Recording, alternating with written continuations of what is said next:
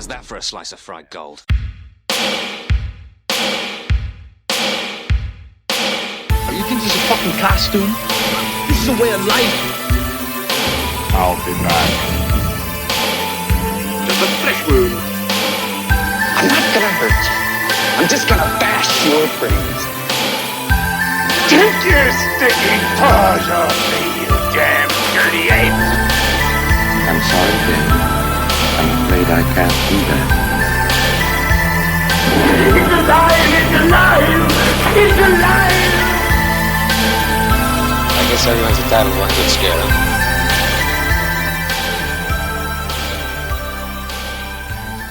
Dead or alive, you're coming with me. That's what I say to your mom, Justin. Nice. That really doesn't make any sense, but It's actually kind of dark when you think about it. It does make sense. It's just filthy. I'd buy that. I'd buy that for $1. Oh man, I still have the was it the first episode Todd ever did with us? Probably not, but when he gave us the framed comic that he signed as though he wrote the comic. But it says I bought this for $1. I play it for laughs, man. gentlemen. I play it for laughs. do you? You're a professional comedian. You put air quotes around that, right? I mean, to be professional, you do have to get paid for it, I think. I've been paid for it, but not on any sort of consistent basis. I'm semi-pro. In that case, I'm a professional landscaper because I've definitely cut grass for money and sometime in the last 40 years of my life. So, All right. Gary's a professional prostitute. That's true. Yeah. I don't make nearly enough money for the amount of dicks I suck, but it's Wow. That's where we're going. Happy Pride Month, guys. I didn't say anything was wrong with sucking dick. I just, I do it for, well, obviously not for money. I guess I just like sucking dick. I don't know. We have gone off the rails. Can we please start this podcast episode? What I'm trying to say is, I think I like it.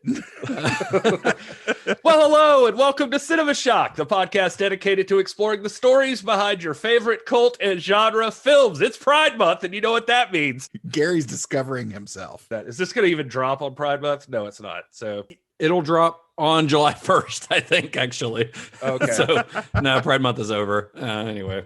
He's your co-host, Gary Horn. Yep, that's me. I had to finish your intro for you because you got sidetracked.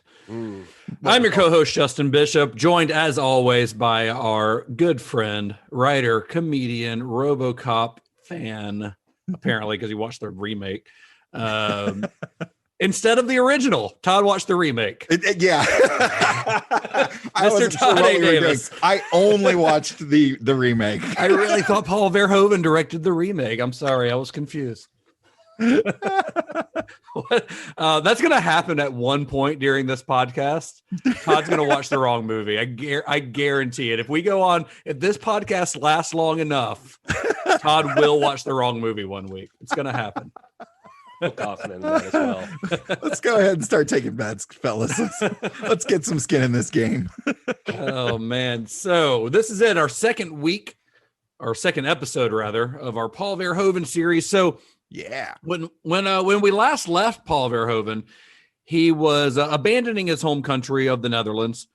Is that a country? Is that a region? The Netherlands. Oh man, why you got to do that? I don't know. Testing your geography here. What do you guys know about the Netherlands? It's Holland. Jack shit, apparently. Yeah. It's Holland. Yeah. Holland is the country, but the Netherlands is the same thing. It's a region. I don't know. It's confusing. The whole thing is confusing. It's the Netherlands, but it's Holland, but the people are Dutch. All I know is that weed is legal in Amsterdam. There you go. And also California. Anyway, where was I?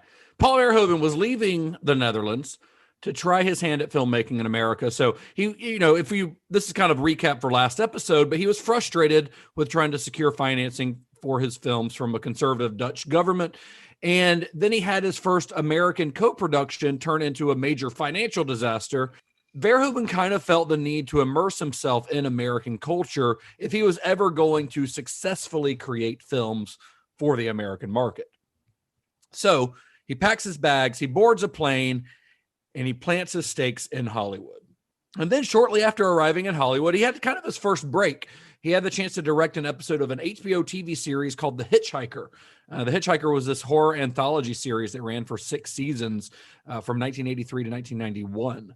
Had you guys ever heard of this TV show, The Hitchhiker? No, I had not either, and it's not on like HBO Max or anything. It's probably a weird rights thing like Tales from the Crypt, but I had never heard of it. So I got a little curious about it, and I started digging a little bit. And by digging, I mean looking it up on Wikipedia. So the first season of it was only like 3 episodes, all directed by the same guy. And then the second season expanded to a full 13. And I think every other season was like 13 episodes. And those first couple of seasons were directed mostly by like TV directors for hire. But by the 3rd season, they started having some seasoned film directors work on a few episodes. They had like Mike Hodges, who directed Get Carter and Flash Gordon, did an episode or 2. Roger Vadim, who directed And God Created Woman and Barbarella, directed an episode of it. And that was all on season 3. And that's also, season 3 is also the season where Paul Verhoeven worked on it. Verhoeven's episode, which came towards the end of that 3rd season, was called The Last Scene. And you can watch it on YouTube if you want. It's like 29 minutes long. I'll try to post a link like in the show notes here on cinemashock.net on our website if you want to watch it. But that episode told the story of a movie director who threatens his female lead to get her into the right mood, the right kind of mindset to be in a horror movie. However, in the last scene of the episode, she turns the tables on him. So, typical kind of Tales from the Crypt, Twilight Zone, kind of twist at the end. Yeah. And the story suited Paul Verhoeven, who had a penchant for strong, intelligent, resourceful women in his films. But really the reason that he took the job was to kind of test himself. He wanted to know whether or not he'd be able to direct an American crew. Because remember, Paul Verhoeven is English is his second language, but he's not very good in speaking in the English language at this point in his career. He's pretty good at it now, but with an adorable accent that Gary did a great job of mimicking in our last episode. Well, thank you. It's very kind of you. So Paul Verhoeven really wanted to take this gig as kind of a trial run for himself. Turns out he was able to successfully direct an American crew. So it was time to find his first Hollywood feature. So when he got the script for what was to be his next film, he initially threw it across the room after reading only 20 pages of it. He's like, fuck this. This is shit. He actually, those are his words. He's like, this script is shit. He threw it across the room, and he kind of dismissed it as just another formulaic sci-fi action movie. But then his wife, Martine, she had read it and she kind of knew that it had more potential. Martine, his wife, is I think she's a psychologist by trade. So she's very in tune with a lot of some of the subtleties of the script. So she took it out of the trash. She convinced her husband that the story had a lot more layers than he was seeing. You need to read this whole thing. You need to really see that you can put your spin on this. It has a lot of potential for satire, especially of American politics, Reaganomics, corporate greed. So after giving it some thought, Verhoeven kind of, he reread it. And he kind of figured that a genre film that was heavy on action and light on dialogue, since again, English is still an issue for him, that might be a good first movie to be made in the U.S. Yeah. It turns out. I looked it up, by the way. I meant to tell you, psychotherapist was her official position. I don't know why I couldn't. I had to look at my notes to remember, but yeah. And you know what it is? It's the fucking title. That's what it is. It's RoboCop. RoboCop just sounds like a dumb shit movie. It's that's gonna come up over and over. The title, the issue with the title comes up with almost every person who signs on for this initially. I saw an interview with him too, where he said he also had trouble like with the screenplay with since like you mentioned English. Some of the American slang threw him off. He said one of the things that he didn't understand is why the African-American gang member would call the Caucasian people's brother, even though they're not related. And he just thought that was like he was having trouble with all of that. I don't know. Yeah, he had to have a lot of it explained to him. So he rereads the script. He decides, this is going to be a good one for me to kind of start off my real Hollywood career with. And it turns out that was a good decision, since the resulting film ended up being a major success, both critically and commercially, and became a cultural milestone when it was released in 1987. Of course, you guys know by now what we're talking about is ROBOCOP. We get the best of both worlds. The fastest reflexes modern technology has to offer, onboard computer-assisted memory, and a lifetime of on-the-street law enforcement programming. It is my great pleasure to present to you ROBOCOP. This guy is really good. He's not a guy, he's a machine. All Detroit has a cancer. Cancer is crime. Let the woman go. You are under arrest. You better back up, pal! Your move, creep. What are your prime directives? You have the right to remain silent. You have the right to an attorney. What is this shit? Anything you say may be used against you.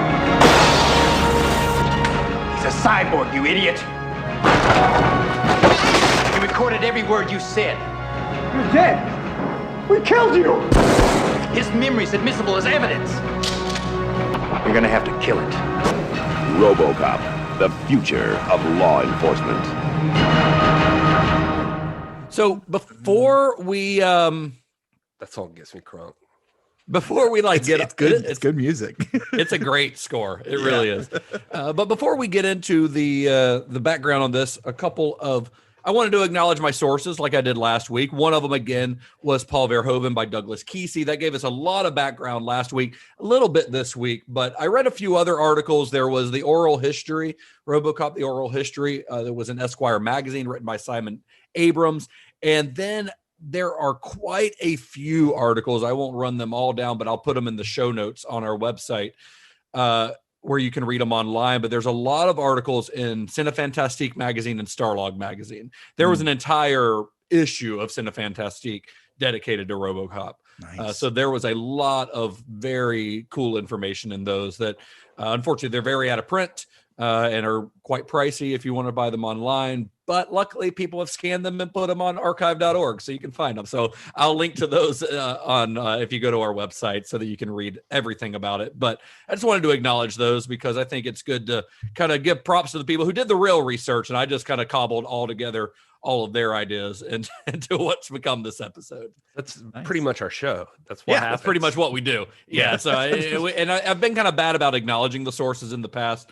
So I want to kind of do that. Yeah, we're taking. I'll acknowledge my sources. It's the internet. But that is kind of what we do. Is we do all this research, but we're looking at writing that other people have done. A lot of it done at the time that the movies were released, and then we're kind of giving you all the information in one big mass. That is this podcast. My source is Walt Davis's balls. That's wow. That's where Walt I get Davis. Your dad's name's Walt? Yeah. I didn't know that. Walton Snyder Davis Jr. Oh, well. USMC retired. What's his Social Security? 7. 7. Wow. That's it. Yeah. That's how old he is. He's old as shit. Yeah. So the script for ROBOCOP was written by Ed Neumeier and Michael Miner. So Ed Neumeier grew up in the Bay Area of California, and like nearly everyone else in the late 1970s, was blown away by a little movie called Star Wars.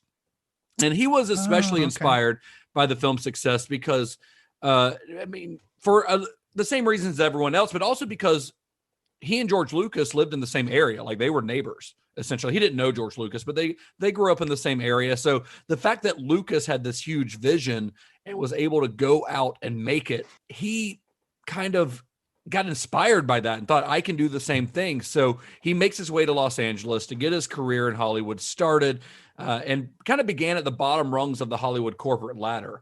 So in the early 1980s, while he was working as a script analyst for Universal, right next door to his office, there was this major movie being filmed. This guy, he's I'd say a junior executive is what he was considered, but he is very, very low on the totem pole. He's literally just reading scripts all day and hoping that one of them is worth a shit to pass on to somebody higher up the ladder. But sounds like the title. The title's better than the job. Yeah, for sure. Script analyst. No, you read shitty scripts all day and hope that there's one good one. Yeah. So but he's wanting to learn everything he can about the world of filmmaking. So he would get off of work at his job, and at the end of the day, he'd wander over to this set that's on the Universal lot. And this production is huge. And because there are so many moving parts on the production, nobody really knew that he wasn't supposed to be there because he was already on the lot. So it's not like he had to get past security, you know, so he would just kind of wander over, and everyone just assumed that he worked there. So he actually started working on the set. He was essentially a set dresser, where he was making garbage and things like that to make the set seem more lived in. And that set, as it turned out, was Ridley Scott's Blade Runner. Nice. That is nice. You know, it's funny you're saying all that now, and I literally yesterday was on some website that gave like a whole list of garbage life hacks. It's like, that was like the name of the article. But one of them was, if you try to get an unpaid internship and you're not hired for it, just go anyway. What are they going to do? Pay you? Yeah. Like it's just, so I don't know. That sounds exactly like this. He's like, no, I'm an intern. I'm just gonna be there. Yeah, I mean, he had a full-time job, so he was like getting no sleep. He was working at his regular job like 9 to 5 and then going to the set because they were shooting mostly nights, you know, on Blade Runner. Because I don't know if you've seen Blade Runner, but I don't think that, I mean, I know you have seen Blade Runner, but I'm talking to our listeners. There are no daytime scenes in Blade Runner at all, not one. Really? So, yeah. No, it's all set at night. The entire movie's set at night. But in like 2049, there's a whole planet like in the day, like, or desert at least. Yeah, that's a different movie than what we're talking about. Yeah, I know. I'm just saying, like, Todd looked like he was like trying to remember one. I was like, he might think of Ryan Gosling going to meet Harrison Ford. I often think of Ryan Gosling. Damn it, you took it right from me. So what Ed Neumeier's doing on set is he's making garbage. He's like pasting newspapers and trash around the set to make it, you know, that junky lived-in world of Blade Runner. But he didn't know what the movie was about at all. Like, he didn't know much about the movie at all. I don't think he knew that Ridley Scott was directing it, but he just kind of thought it looked cool and wanted to see what was going on. So he asked another crew member, he's like, what is this movie about? Like, what are we doing? And the crew member he talked to points over to Sean Young, who's on set, and says, that's a robot. He's like, well, that's not a robot. That looks like a person. And they explain, you know, it's a cyborg. It's a cybernetic organism. It's a robot that looks like a person. And that's pretty much all he knew about the plot of Blade Runner. He knew that the film was set in the future. He knew that there were robots involved. But that was enough to kind of get his creative wheels turning. And then one night he's on set. It's like 4 a.m. and he's looking at one of the film's like props, that one of those famous spinner cars, you know, the police cars that fly. And he gets this idea. It's like, oh, a flying police car, a robot, all these things start, you know, kind of going off in his brain. And the title ROBOCOP just like pops into his mind. He's like, I've never had anything like this happen before or since, where just like the idea just out of nowhere just comes to my brain. And then the rest, you know, as they say, was history. ROBOCOP was born on the Blade Runner set. That's pretty cool. Yeah, that's it's easy to say, like, oh, it just came to me, like my creative juices started flowing. I ripped off all of these things from Blade Runner. No, it's not that, but I doubt that I would get much credit if I just said, hey, yesterday I was watching Jaws and I just thought of a new movie called Shark Cop. I mean, I would watch Shark Cop. Yeah, I am already in line for Shark Cop. So, yeah. So, well, that'll be the movie we make. We produce it as Cinema Shock. Cinema Shock Productions. I'm gonna start writing the script right now. He's not joking. He will start writing the script. As long as I get story cred. So while researching story submissions for Universal, Ed Neumeier comes across, basically, when I say researching story submissions, he's watching a bunch of student films and like shitty movies, hoping that one of them, there's like a spark of something to catch his eye. And he comes across the work of an aspiring director by the name of Michael Miner, who'd been paying his bills by directing music videos, mostly of rock bands there in the Bay Area. And Neumeier liked his work, so he asked this guy to meet. They meet up for lunch, and they realize, you know, they kind of get along, and they realize as they're talking that they're both working on similar ideas. Ed Neumeier had this ROBOCOP idea, you know, while Miner had an idea for something called Super Cop, which was about a policeman who wears a cybernetic suit. So he's not a cyborg, but he wears like a suit that enhances him, I guess. So they kind of decided, hey, let's combine forces and combine these ideas and work on something. Yeah, Michael Miner, for what it's worth, he was a UCLA film student as well. I mean, it's that got that connection to George Lucas again. I always feel like we keep going back to that. But anyway, he was on fire at the time. He had done like 3 short films, and like Justin pointed out, he was the director of cinematography for like 5 like projects, a lot of those music videos, I think. And Night Ranger, if anybody's curious, that's who he's primarily doing them for. He did a few Night Ranger videos. Did he do the Sister Christian video? I don't think he did Sister Christian though, which is weird. It's sad for him. That's like the only one I've seen. But he was the only Night Ranger song I can was name, about to say. I know when I looked it up, there were none of those songs I knew what they were. So, but he was a huge anti-system sci-fi fan, is how he self-described. Yes. So he calls himself, actually in one interview, a technophobe. He was a big activist and a protester back in the day, who protested like the Vietnam War, he said. And huge fan of Philip K. Dick. He'd written a screenplay for an adaptation of Philip K. Dick's Paycheck. And that almost is it the same one that ended up getting made? I don't think it's the same one that got made. Okay. But yeah, there is one eventually with Ben Affleck. John Woo, I think, directed that, or that might be right. But yeah, I don't think it's the same one that got made. He said his almost got optioned. Yeah, he was working on Super Cop, and then had that meeting with Neumeier. And his story was about a cop that wears a cybernetic suit and it turns him into a sociopath. Like he just starts killing people and starts messing with his consciousness or his conscience, I guess. And anyway, but he initially came in with those activist principles. So like his ideas a lot revolved around predatory capitalism and all of that stuff. Yeah, both of them, I think that's probably one thing that they bonded over, because if you listen to either of them in interviews, like they both are very in tune politically, I guess you could say. They're both pretty left wing, anti-capitalist, anti like corporate takeover and all this stuff. That's one reason I think. I mean, that obviously that's a major part of what would become the final script, is the satire of those things. So if you listen to both of them like talking about it, like they both have very like similar views as far as that goes. So it's kind of cool that they met with similar ideas and both were able to use those to create a satirical version of the script, using those ideas. Yeah, there's an interesting thing that like you get together. People, I don't know, it's weird. Like you think of Hollywood being more cutthroat than that, but we've seen a lot of cases like this where people get together and they decide to be a little more humble about it and share ideas instead of just locking on and being like, oh, I'm going to get this done first. I mean, I'm sure that happens, but like these two guys got together and like, what if we combined our ideas instead and made something really cool?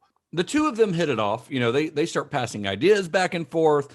They already, they didn't know each other. A lot of times when people are screenwriting together, they knew each other beforehand. They were friends or whatever. But these guys didn't know each other. So they do say that it took a while for them to really get in the groove of being able to write together. Because when you don't know somebody, you have a harder time criticizing something that they're doing. If you don't think this is a good idea, they were both being overly polite, basically, when it came to things and the idea that one might not agree that the other one had suggested. But they got over that eventually. And they so Neumeier already had an outline for ROBOCOP. He had like 40 pages already written for ROBOCOP, but it was in this partnership with Miner when they really started bouncing off each other that the real writing began. And both of them had day jobs. They weren't doing this full time. Neumeier was still doing his script analyst thing. Miner was still doing his music videos and stuff. So they would spend nights and weekends working on the script, and they completed their first spec script in December of 1984. So, as much credit as we're going to get into this in a bit, but as much credit as you want to give the film's director for what would eventually end up on screen, I think you can't really overstate just how much of ROBOCOP's quality is based on the script by Ed Neumeier and Michael Miner. Because that satirical edge that, ROBOCOP is kind of known for, it's not like that came along later when Paul Verhoeven signed on. That was there right at the beginning. like in the script. It was always there. This was always their intent. And Neumeier did push for it to be funnier than and he would have to kind of talk Miner into letting him put funnier things into it. But that satire was always there. They intended it to be that way. I mean, all of those elements, like the media breaks and the fake commercials and things like that. That's all stuff that was in the script from the beginning. It's not like Verhoeven came and decided he wanted to put that stuff in there. Well, that stuff is really great because I feel like it really helps set the stage of that world. It helps build the world. Absolutely. Yeah, it really does. Even the commercials and all that stuff. Oh, yeah. Yeah, it really does. So the first draft of the film's script, the full title on the first draft was ROBOCOP, The Future of Law Enforcement, which is a little bit of a mouthful, but but within a month, they had 2 offers from studios. One of those was from director Jonathan Kaplan and producer John Davison with Orion Pictures. So Davison, he's a pretty important figure in getting this movie made. He was an experienced producer who'd already, he kind of had mostly worked on exploitation and B movies, worked with Roger Corman a lot and his whole crew. He did stuff like he produced Joe Dante's Hollywood Boulevard and Piranha for Roger Corman. He did Ron Howard's debut film, Grand Theft Auto. He did Twilight Zone, the movie. He did Abraham and Zucker's Airplane and Top Secret. Like, he was pretty experienced by this point, but mostly doing like B movies.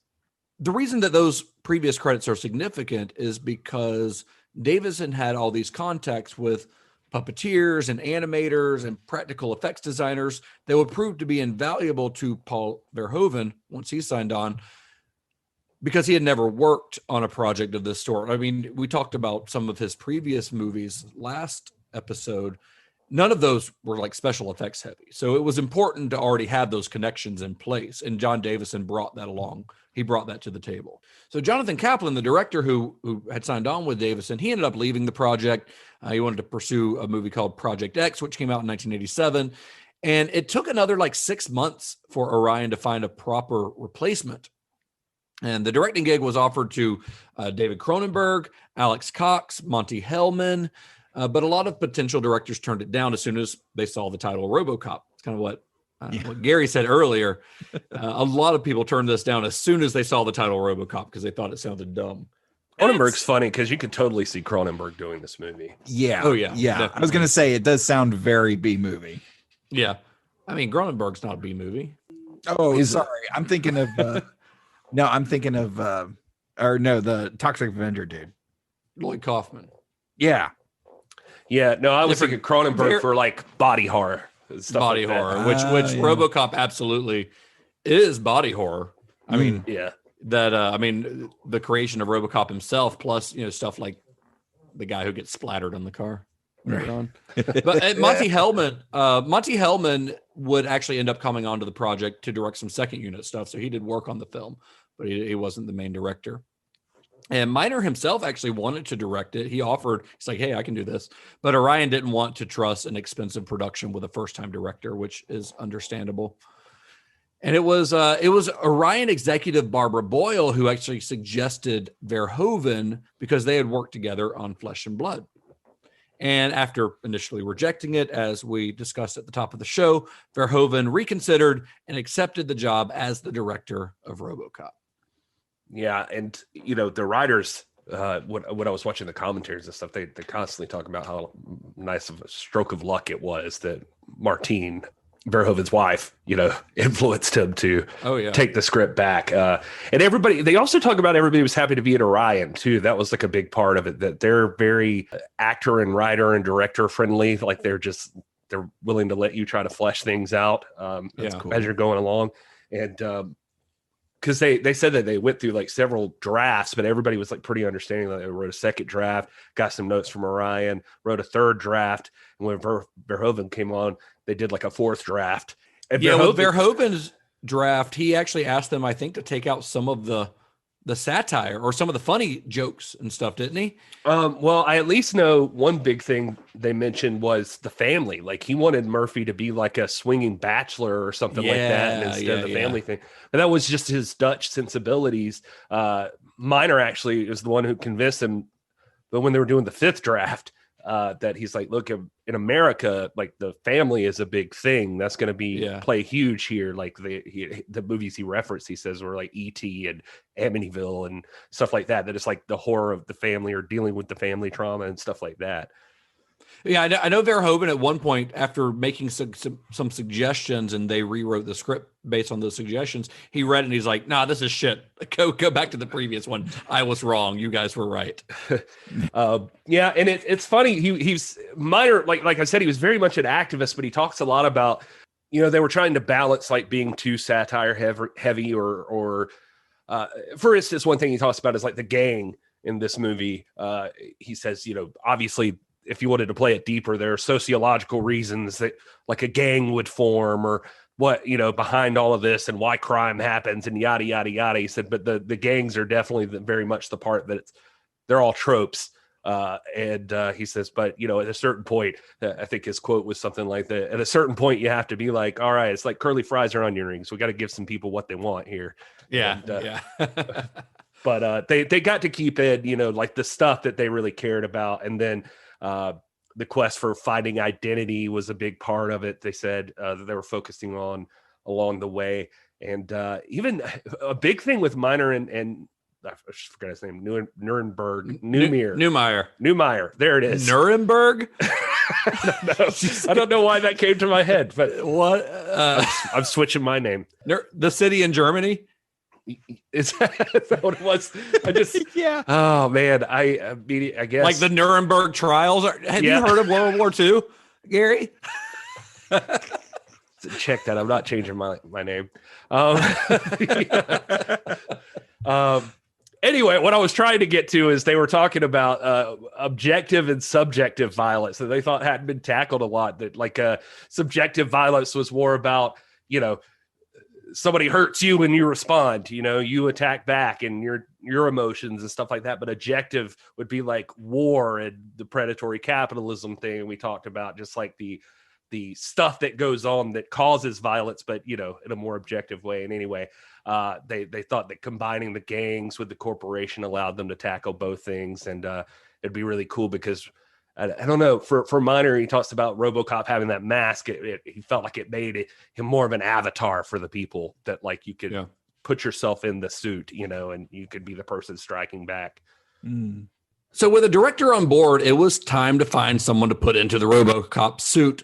The search for an actor to play Alex Murphy stretched on for months. They had actors like Michael Ironside. They considered Rutger Hauer, but of course his relationship with Verhoeven had been soured by Flesh and Blood. They looked at Tom Berenger, Armand Assante, Keith Carradine, James Remar. All of these are good character actors, and none of them are big stars really at the time. Orion really wanted Arnold Schwarzenegger for the role. He had, of course, been the star of one of their recent successes, The Terminator.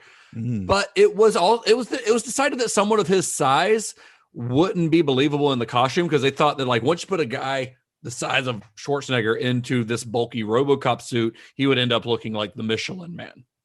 Yeah, I was gonna say that suit's big, but if you put a huge dude in a suit, there's no. He's just gonna. He's look definitely like not gonna fit in the car. He's gonna look like the Stay Puft Marshmallow Man. It's gonna be for silly sure looking, and a lot of people turned it. A lot of actors didn't want to do it because of the title, and other actors turned it down because they didn't want their face hidden behind a helmet for most of the movie, which I have to imagine would have been the case had they cast Schwarzenegger.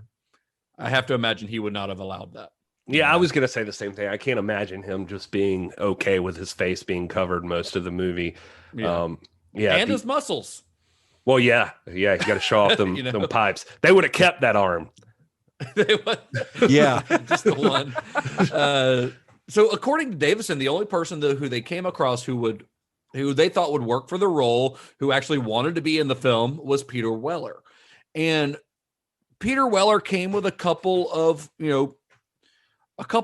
positive things in his favor, which were he already had an existing fan base in the sci-fi genre because of his performance in The Adventures of Buckaroo Banzai. Plus, he wasn't super well known, so he commanded a fairly low salary. And Weller was also a marathon runner, and a trained martial artist. So he had the kind of like body control that would be required for him to become robotic and give a robotic performance. And also, as Paul Verhoeven said, his chin was very good. Yeah, he did not want on the weak jawline. Should have cast Bruce Campbell, honestly. Yeah, there you go. But yeah, apparently, Weller's like deceptively, at least at the time, like ripped too. Like that he was, they were saying that he was just like skinny strong. Yeah, he was just like very slim, but was still big, And I think he was actually training for a marathon at the time they were filming this. Like the New York Marathon or something. Oh, that may be right. Yeah. And old Nuremberg, he said, I know it's Nuremberg. Anyway, he said the other thing that stood out for him when he was doing this was he also brought, this is his quote, he also brought a sense of mythic self-pity. And that really clicked for us. Jeez. Wow. So Weller spent months working with a movement coach named Moni Yakim to develop RoboCop's movements. Moni Yakim is kind of famous in the mime world. He studied under like Marcel Marceau. We can go on a whole tangent about this guy, but he is kind of a legendary movement coach in Hollywood. You won't see his name on a lot of credits for movies because usually the actors seek him out separately, so he's not officially working for the movie. But he's still working today. Like Oscar Isaac used him for Inside Llewyn Davis to get that like kind of defeated look that Llewyn Davis has in the entire movie. Like he went to this guy. So this guy's not just it's not like the guys on Planet of the Apes who teach the cast how to run around like monkeys. Like he's teaching you like how this character would move. Yeah. But in the case of RoboCop, it is more like this is how a robot guy would move kind of thing. So him and Weller, they practiced this for months. We'll dig more into the mime cult entertainment in our other spinoff podcasts, Mime Shock. That's what we'll call it. But they used a football uniform. Weller would wear like a football uniform to kind of approximate the finished costume because the costume was still being worked on. And then an actress by the name of Stephanie Zimbalist was originally cast as Ann Lewis, but she had to drop out because she had contractual obligations to her TV show, Remington Steele. The show had actually been canceled in 1986, but then it got revived due to its popularity. So she was actually still under contract and had to come back on the show. Dang. So cast in her place was Nancy Allen, who was initially reluctant because you're not going to believe this, but she thought the title RoboCop was stupid. But she read the script and she loved it. And Allen, who, she had done some stuff she had done Carrie by this point, other movies with De Palma. She was fairly well known at the time, but she was known for her long curly blonde hair.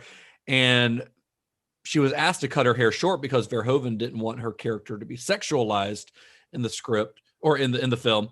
And they cut her hair like 8 times before it got finally short enough to where Verhoeven was happy with it. That's the thing with him, like for all the sex and violence and criticisms he gets, he seems to want like a level playing field a lot of the time with the power of the men and the women. Like, like the co-ed showers in this and in Starship Troopers. Yeah, that was exactly what I was going to bring up too. Is it's brief, but you see a woman in the locker room, and Verhoeven does that again in Starship Troopers. He said in the commentary, he tried it in RoboCop, and he felt like it was too brief, like that people weren't going to get the impression that like in this society, like it doesn't matter. So he tried it again. So he tried it again. That he wanted to show this like non-sexualized work environment or whatever for this version of the world. But even Lewis, in the script, they said Lewis was written, non-gender specific, like it was just Lewis. And and so it didn't have to be either or, but she was Brian De Palma's wife. I was reading that, and I didn't realize that at the time. They right met before on that, Carrie, I think. But yeah, then they were married for a few years. Yeah, she did like Carrie and home movies, Dressed to Kill, Blowout. Like she did 4 of his movies, I think. Yeah. But anyway, just an interesting side note there, because when you first see Lewis, like you don't even know. I think this was the idea. You don't even know that she's like a man or a woman or whatever. Like she just comes in beating that criminal's ass, kind of. And so, yeah, Neumeier said that in one version of the script, he did write her as a woman, the character as a woman, because they're in that moment. and maybe this was after Nancy Allen had already been cast and they were still doing rewrites or whatever. There was a moment where she like takes her helmet off and her hair like flows everywhere. Oh, nice.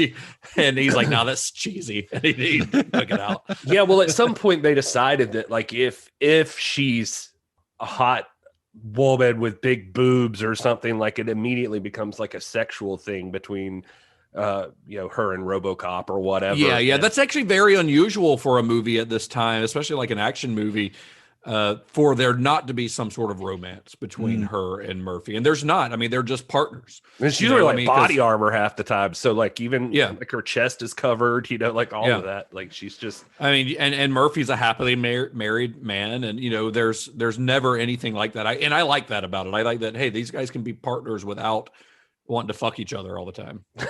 Yeah. What was that? Oh no, it was Paul Verhoeven. I was watching another interview with him where he said that he was considered for Return of the Jedi. Oh, it was back in that Spielberg thing, like you mentioned in Flesh and Blood, that Spielberg was interested in, and Spielberg's apparently going to suggest him to George Lucas for Return of the Jedi. But then Flesh and Blood happened or something anyway, or whatever it was. Spetters was it. Yeah, sorry. So Spetters happened. And they were like, no, never mind. And they asked Verhoeven about that. And he's like, yes, well, I guess they just assumed that if I did the movie, the Jedis would automatically start fucking.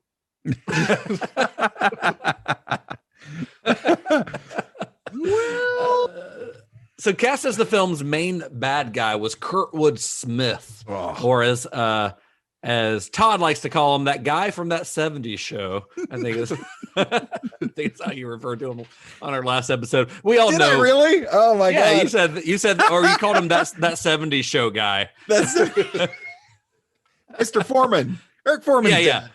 Of course, we all know him.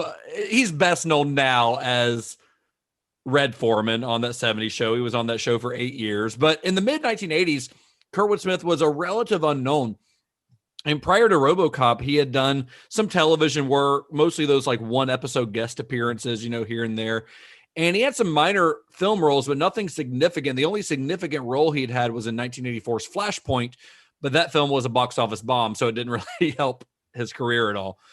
And when he came in for RoboCop, he actually read for both Clarence Boddicker and Dick Smith, but of course would ultimately be cast as Boddicker. I think he gets to kill.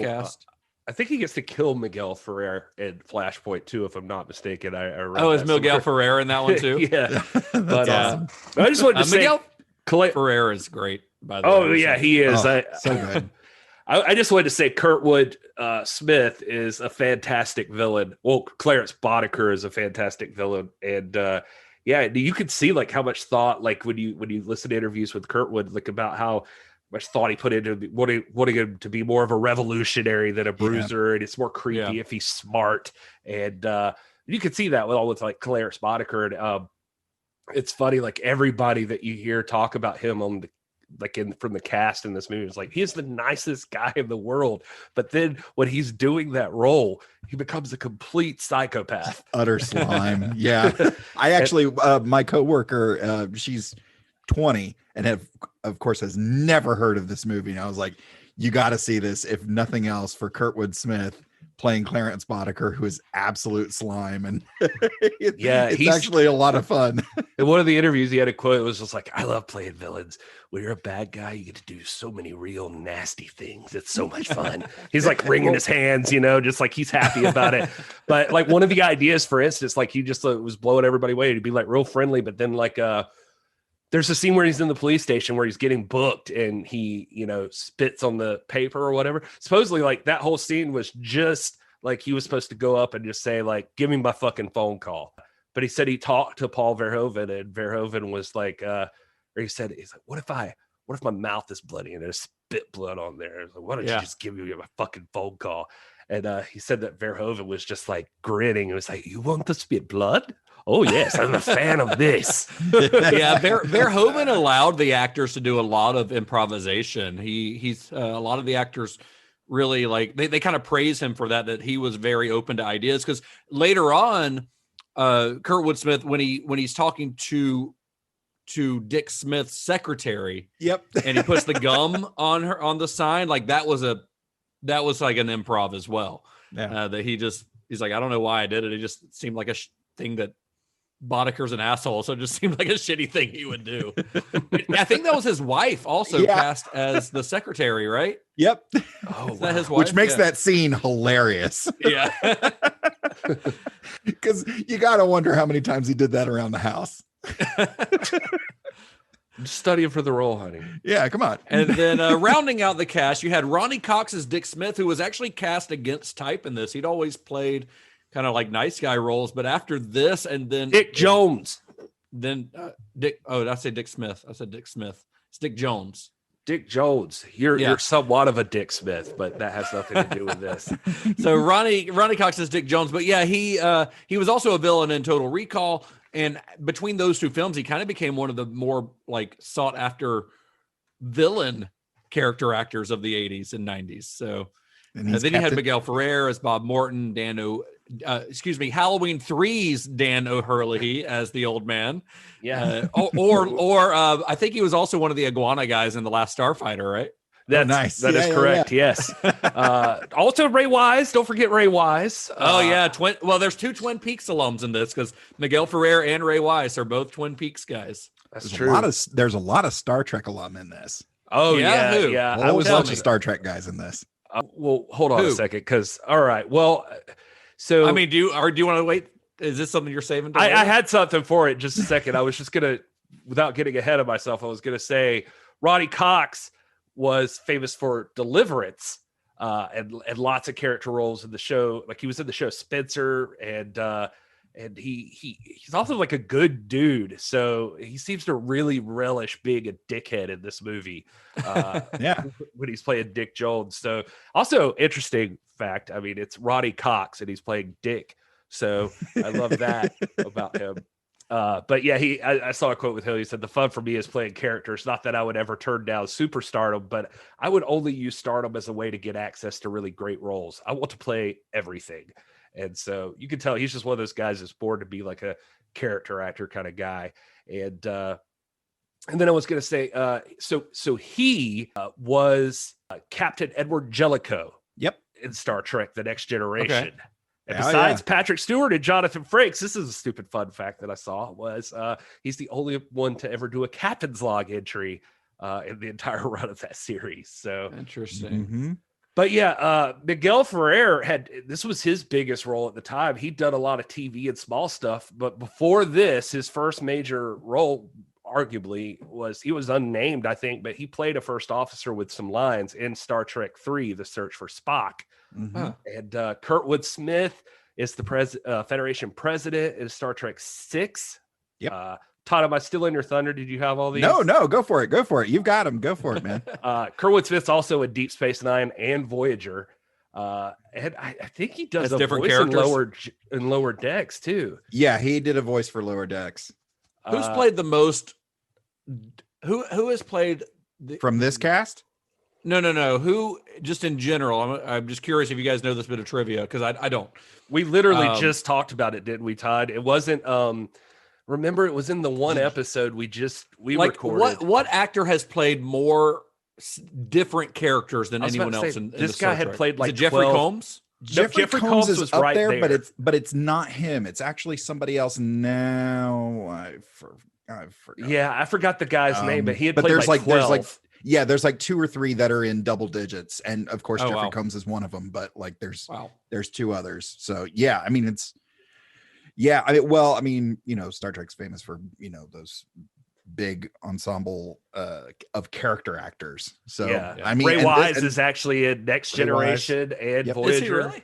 Yeah. Mm-hmm. So yeah, Miguel Ferrer was the helmsman, and the captain, the police chief or captain or whatever, Robert Dupuy, is in Deep Space Nine.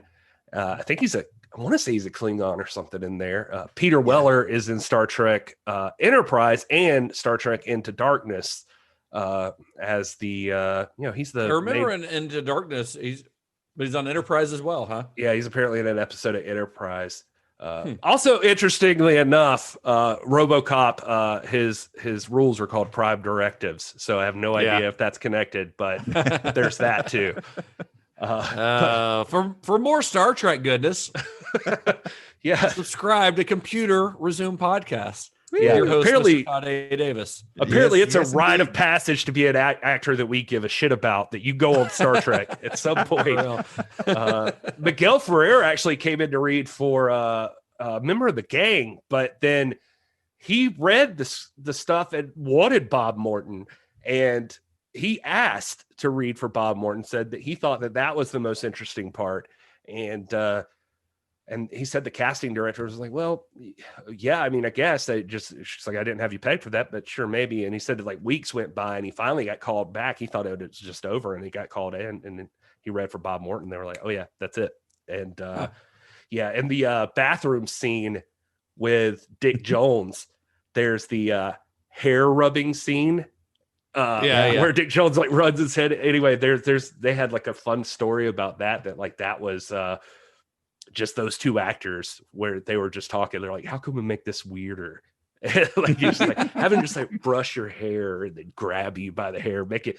And again, Verhoeven, when they said he's just like putting his fingers together, like, oh, this is almost deliciously seductive, isn't it? Yes, I like this. But if I can just throw in a word about Miguel Ferrer, like he seemed, and of course, rest in peace. He seems like a really cool guy, but he's kind of got like the nerd cred, like the epitome of nerd cred for his resume. He's been in Marvel, DC, comic book stuff, sci-fi stuff. I mean, it's chock full of that. It's always so fun to like either pick out his voice in a cartoon or to, see him, even if it's just a brief scene or one episode thing. You're like, there he is. I always love seeing him. He's great. I mean, his character, Albert Rosenfeld on Twin Peaks, is just one of the great Twin Peaks characters. And I'll always love him for that. Yeah. Kurtwood and Miguel both have a great story that I've seen them both tell in interviews where about Verhoeven not getting that, again, back to him with the script and not understanding the English. And he didn't know what the word bitches was necessarily. So he didn't realize that it was like not a flattering term for women. So they said that like in the scene where they're in there, and he's got the two call girls with him, that like on the set, like Verhoeven's just sitting there and he's like, okay, you stay, bitches leave, and then the bitches, you're gonna leave over here, okay, bitches, wait, bitches, hold on, Yost, do you think the bitches leave here? And he said Yost is the same, and he's like, Yost is like, yes, I think bitches will leave here. You leave here, bitches. And they're like, okay, bitches, you can go. And he's like, even at the end, they're like, all right, that's a wrap on the bitches. Oh God. Oh, that's great. So principal photography for RoboCop began in August of 1986. And despite the film's Detroit setting, the majority of the film was shot entirely on location in Dallas, Texas. There are a few other scenes, like the final battle between Boddicker's gang and RoboCop in the steel mill. That was filmed in Pittsburgh, but like 98% of the film was shot in Dallas. Detroit itself was thought to be unsuitable for filming because it had a lot of low, featureless, indistinct buildings. And Verhoeven really wanted a location that was more modern. One felt that like it could be in the near future. So Dallas City Hall they used for the exterior of OCP, with matte paintings used to make it look taller. And then the Renaissance Tower, a skyscraper in downtown Dallas, stood in for the OCP interiors. And the production designer who was responsible for the film's look was William Sandell. This was pretty early in Sandell's career, but he would go on to work with Verhoeven again on Total Recall. Then he worked on a few other of the biggest kind of cultural milestone films of the 90s, like Newsies, the Flintstones movie, Hocus Pocus, Small Soldiers, Air Force One. This guy was all over the place in the 90s. Nice. Then another frequent Verhoeven collaborator, Jos Vacano, served as the film's cinematographer. So Vacano began his career way back in the late 1950s working in German television, but had worked with Verhoeven before. He had been his DP on Soldier of Orange and on Spedders, and then he'd later work on Starship Troopers, Showgirls, and Hollow Man for Verhoeven. just hit me to remember one of the stories that I like too from this movie is in Pittsburgh when they were there. That was like the last place they were, and they still had to film a lot of stuff there. And they knew they were running out of time. Like they were like on their last day or something. They knew the studio wouldn't care about a lot of the stuff they wanted to get in. I just thought this was clever, but they thought this stuff would be beneficial for the story, but Verhoeven and the writers, like they kind of had an idea that like, the studio's not going to think this is important. They're just going to say, no, wrap it. And so Orion, they finally talked to Orion and they were like, we got some crucial stuff we got to get done. And they're like, all right, you can have a few more days to get this stuff done. So they stayed and they filmed everything that they had to get in except for one particular scene. So they used the time to get all of the stuff they knew Orion wouldn't care about. And the scene they left out was Murphy's death. And so that way when they knew got that like back, Orion would when they got back, Verhoeven was able to say, well, we're done, except for we've got to get this one thing that's pretty crucial. Murphy does not die in this movie yet. Like we got to get that done. And so then Orion was like, all right, fine, shoot that. Yeah, but they shot that in LA on a soundstage. Yeah, but that's why like they just finally they got back to LA and they were like, okay, you could still have more time to shoot Murphy's death. But they knew the other stuff. They were like, they used all of that instead. That's clever. So one of the most important aspects of the film was, of course, the RoboCop costume itself. Verhoeven and Ed Neumeier, they approached Rob Bottin about designing the suit. But in their mind, like the way that they kind of pictured it, the suit was going to be a lot more complicated. They had been inspired. They'd been reading a lot of like Japanese comics. And by 2000 AD, specifically the character of Judge Dredd. It's kind of where their inspiration came from. So when Bottin first turned in his design, they kind of thought it was a bit too simple, not sensational enough, as Verhoeven put it. So they started to give Bottin notes to try to get it to where they wanted it, even though, as they would later accept, his initial design was spot on, and it was pretty close to what they ended up using in the end. But Bottin says that he did something like 50 different versions of the suit before they finally decided on something. Here's what Verhoeven had to say about that. All of my ideas were absolutely wrong, and it took us weeks and weeks to accept that. We were essentially sabotaging the shoot. So when we started shooting, the shoot wasn't ready. I'll take full responsibility for Bottin being late with the shoot. Yeah, so they were like a good month into filming before the RoboCop costume was actually finished. It was supposed to be done a month before shooting began. And that didn't really affect the shooting schedule of the film because they were shooting all the other stuff with Murphy out of the costume.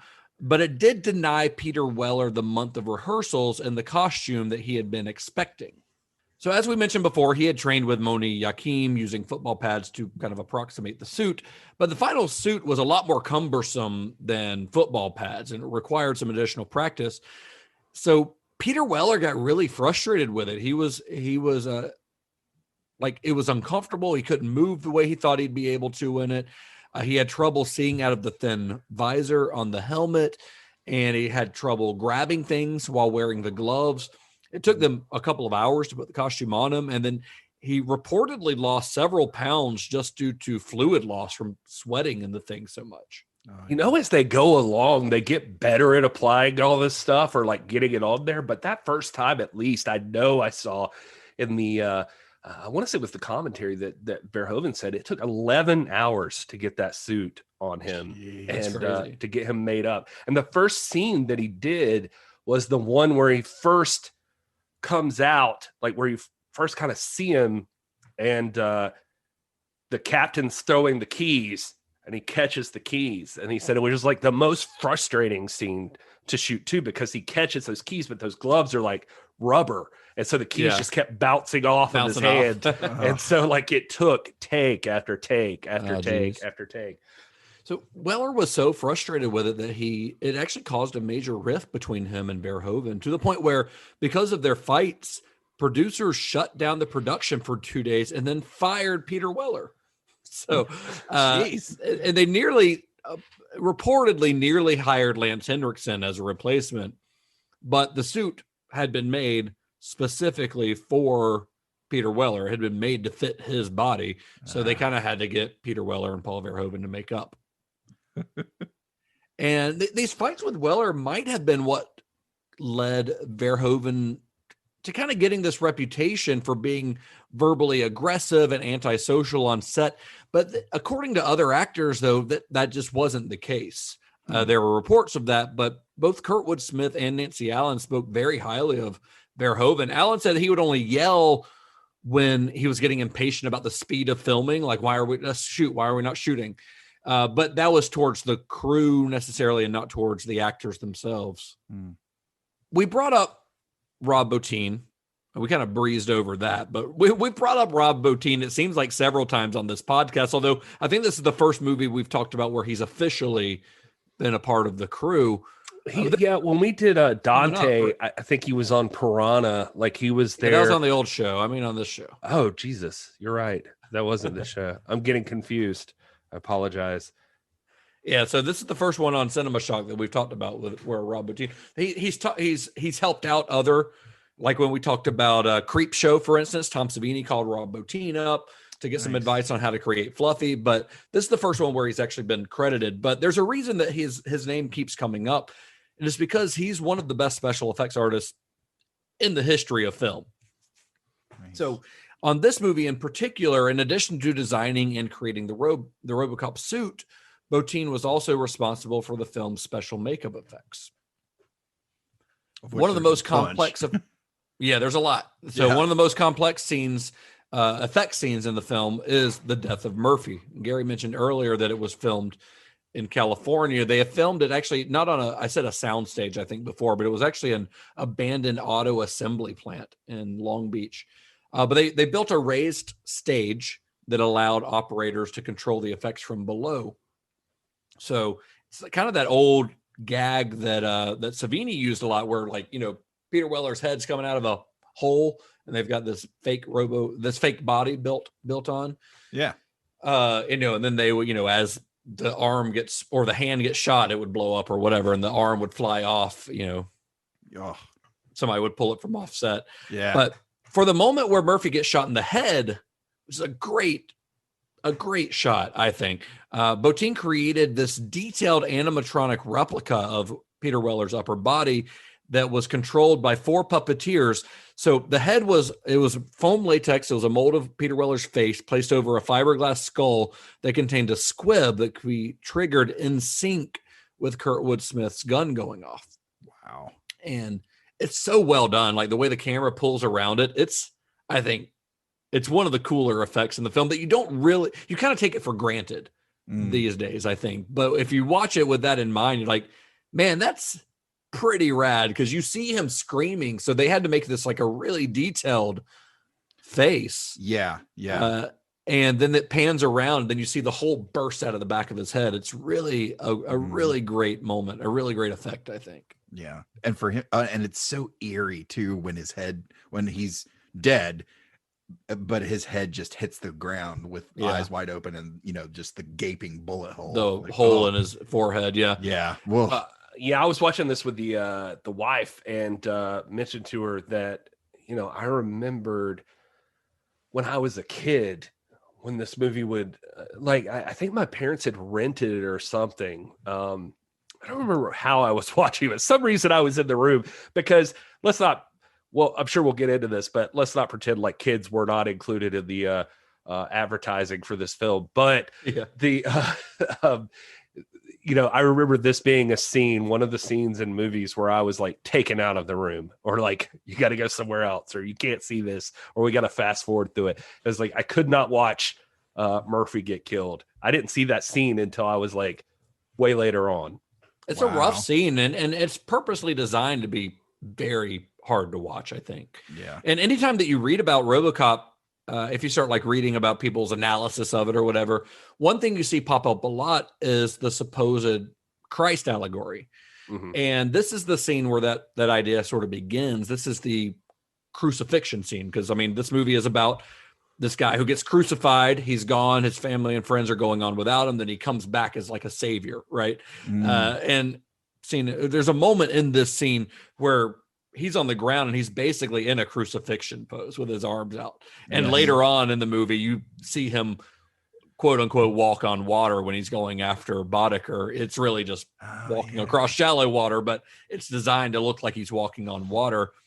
Oh yeah, there's definitely like when you're watching the commentary and like Neumeier and Verhoeven are both on there, and Neumeier's like, "Oh, here comes our stigmata." And they definitely talk about like, here's the centurion, he's shooting the nail into the hand, and like they're very much like open about like, yes, this is exactly what this is. He says, I think his literal thing is, this is the modern American Jesus. Yeah, I've actually got the quote here from Verhoeven. So I didn't put this in our notes, so Gary doesn't have this to do his Verhoeven voice. But this is a quote that I have from Verhoeven. He says, "The violence in the film is amplified because I thought it had to do with Jesus. Murphy, when he's still Murphy, is crucified. That's why the killing of Murphy is extremely violent, especially in the original version.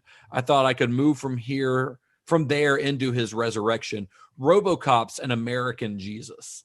And that's something you see him say a lot. Like, this is the American Jesus, which is telling because he's not just saying RoboCop is Jesus. He's saying RoboCop's the American Jesus. This is a Jesus who, like, as you watch the movie, like, he's not out to forgive people, right? He's not out. He doesn't try to forgive Boddicker. He's not even He's not even interested in arresting. That's the one he leans on. Jones. In the commentary, he leans on, "I'm not going to arrest you anymore. I'm going to kill you." Yes. And he's that's American Christianity. Exactly. Yeah. He's out for blood, that's the American way. And it's funny because, I mean, this is not just some random thing. Like, this is just the tip of the iceberg when it comes to Verhoeven's fascination with Jesus. I mean, we briefly mentioned this on our last episode, but Verhoeven wrote a book about Jesus, like a scholarly book about Jesus that looks at Jesus as a historical character. He worked on this book for years, not looking at Jesus as a divine being, but as an actual person who lived, and where the myth of Jesus came from these historical records. Wow. He's also a member, like literally a card-carrying member of the Jesus Seminar, which is a group of biblical scholars that are devoted to getting an accurate picture of who Jesus really was. And for a long time, Paul Verhoeven was the only like non-clergy member of the Jesus Seminar. Wow. Because he took it that seriously that they allowed him in. It's kind of cool. Yeah, it's really cool. I mean, his book it's called Jesus of Nazareth, but he's been trying to get it made into a movie for like a decade now. Oh, wow. Nobody wants to fund it. It'd be kind of cool if they did sort of an homage to Ten Commandments, where Verhoeven like walks out through curtains like at the very beginning and gives like the big speech before they do the whole thing. That would be a thing that they could do.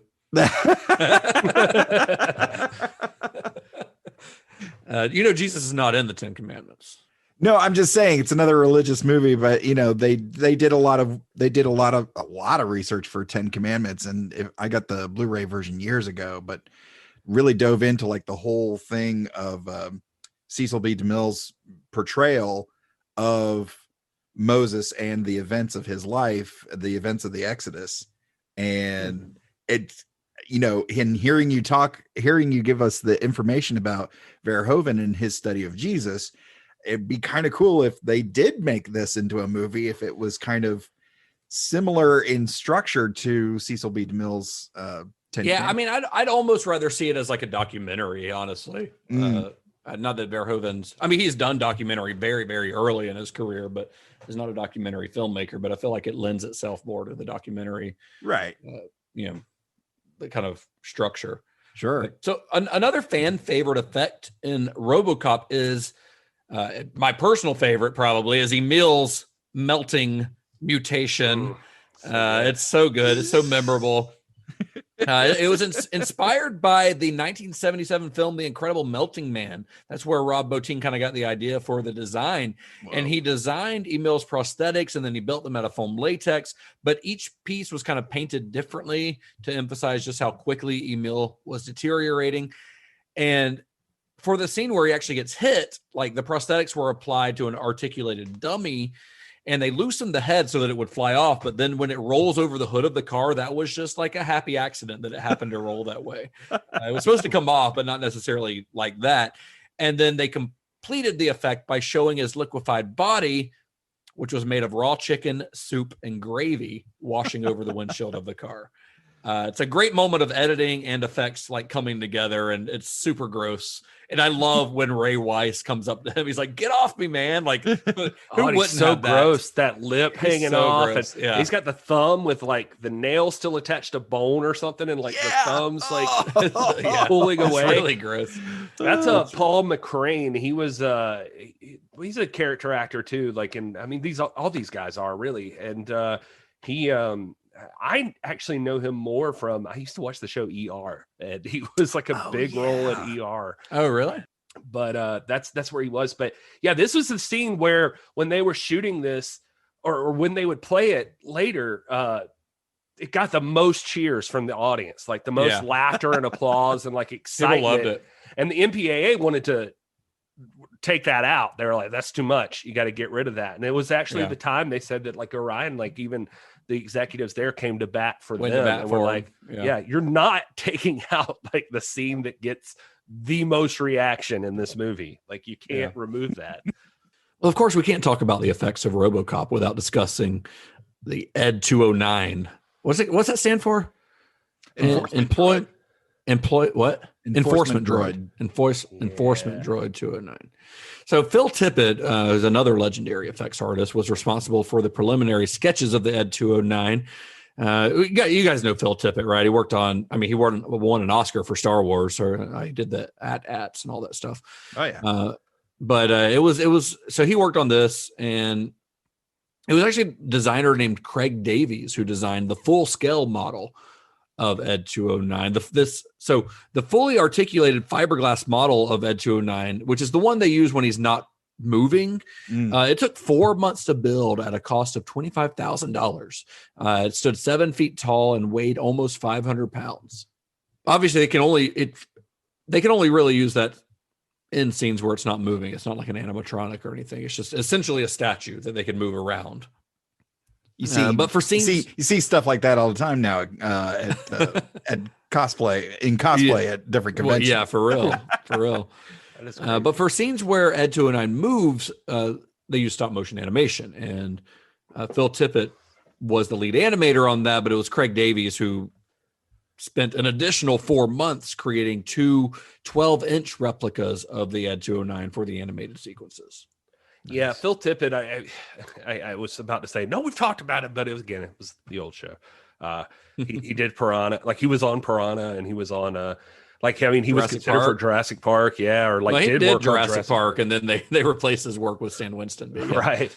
So crazy, but yeah, an amazing dude. And still online, I see people talk shit about this, and I get it. You could tell what is stop motion, but it's fantastic to me. Like, I love the look of it. It's not, it doesn't look real, but who cares? It's got a charm to it that I really like. I feel like they matched it up pretty damn close. Like, it's pretty impressive when you think about it, dude. Before computers could do all of this shit, they put like a miniature in front of, the backlit screen of the guys like in the boardroom reacting to him walking or whatever scene you've got to do, like when RoboCop blows him up and stuff, and you're just like stop motion animating. That's pretty fucking fantastic. Like, it's going all the way back to King Kong when they did shit like this, like that. It's it's I don't know, man. It's so clever and so cool. For what it's worth, ED 209 was based on a Huey gun ship, I think, is what I saw. That was part of that whole military industrial complex, like like the corporations taking over the military and all this stuff. But just really, really cool. Also, just in general, this movie at its base level, and like probably what a bunch of people would have got from it, and especially at the time, is the action from it. And it's just like got such great stunts and explosions and stuff. There's the scene, like, legitimately, I was so happy to find this. There was the scene where the gang gets back together, and Kurtwood Smith like pulls up, and he's got the cannons that they use, and they're like hanging out on the street, and the street's just chaos, and they're just like blowing shit up. The one dude has his new SUX 9000 or whatever it is. Yeah. Drives up and Kurtwood blows it up or whatever. So they're shooting those cannons off. They blow up the one building. And in the scene, I think it's Emil who shoots it. He's like, guys, heads up. And he like shoots it. And you see like Ray Wise and Kurtwood Smith like on the street standing next to it. And the building blows up beside him. I was like, holy shit, that took some incredible planning. But did find interviews with the both of them where they said that actually that was a bigger explosion than anybody had planned on. That's why you see them all running away during that. Yeah, and Ray Wise says that like Kurtwood, his jacket caught on fire, and Ray Wise got debris stuck in his cheek, like from the explosion. Wow. Jeez. And they came over. He said it wasn't like bad, but like they came over and like took care of it. Like, okay, so we are going to give you guys stunt pay as well. And so which is like $400 or something, right? Yeah, it was 600 because Ray Wise was like Ray Wise was like at the time he's like, I saw that $600 and he was like, they give me an extra 600. I was like casually trying to like put myself in scenes that would potentially like have to give me stunt like credit. $600 is not enough to get blown up. Well, for him at the time, apparently he was just like, all right, whatever. I'll take the check. Like, let's do. Pretty sure they won't kill me. Hopefully. So the film's over-the-top violence made getting an R rating pretty difficult. When it was originally submitted to the MPAA, it got that dreaded X rating, and it had to be resubmitted several times before finally getting an R rating. Verhoeven says about 8 times they had to resubmit it to the MPAA. One of the scenes that the MPAA took issue with was the one where Ed 209 shoots the OCP, the junior vice president executive, that scene. Yeah. The MPAA made the filmmaker shorten the scene with less shots and less blood bursts, which, according to Neumeier, actually made the film feel more violent. Because the way the scene was initially designed was to be so over the top as to be comical, which makes the line where Bob Morton calls for medics. At the somebody end, get a fucking paramedic. Yeah, it's kind of a punchline, because it's obvious that the guy's far beyond the help of medics. But once they made it less violent, it also made it quote unquote less violent. It actually made it less funny, so it felt darker. Yeah, because it's no longer funny. It's just a guy getting murdered. Yeah, if anything, before though, like because I think we probably all watched what would now be the director's cut or whatever of the film. Yes. But like I said, I watched it with the wife, and during that scene, like she has not seen RoboCop in who knows how long, so she was watching it, and when that dude get shot up, she's just like watching it happen, and she's just like, oh Jesus. Oh Jesus! She just keeps going. She's like, oh my God, why? So the MPAA also had an issue with the scene where the mutated Emil gets disintegrated by Bodeker's car. But I think, Gary, you brought this up before. Verhoeven and Orion actually stood their ground and refused to remove that scene because it always got the best laughs during their test screenings. But eventually, RoboCop did manage to get an R rating. It was released on July 17th, 1987, and it exceeded expectations. It came in number 1 at the box office with an $8 million opening. By the end of its theatrical run, it had grossed over $53 million in the U.S. and became the 14th highest grossing film of 1987. Now, 14, that's I guess it depends on how many movies were released that year. Doesn't sound like super great, but if you look at it, like if you look at a list of films from 1987, first of all, it was an insane year for movies, like one of the best years for movies. Oh yeah. But if you look at like, with the exception of probably like Lethal Weapon and Predator, none of the other movies that outgrossed RoboCop that year have had the same kind of like lasting cultural impact that it did. So box office numbers aren't the be all end all of everything. But I'd have to look back to see what the number 1 grossing film of the year is. But 3 Men and a Baby.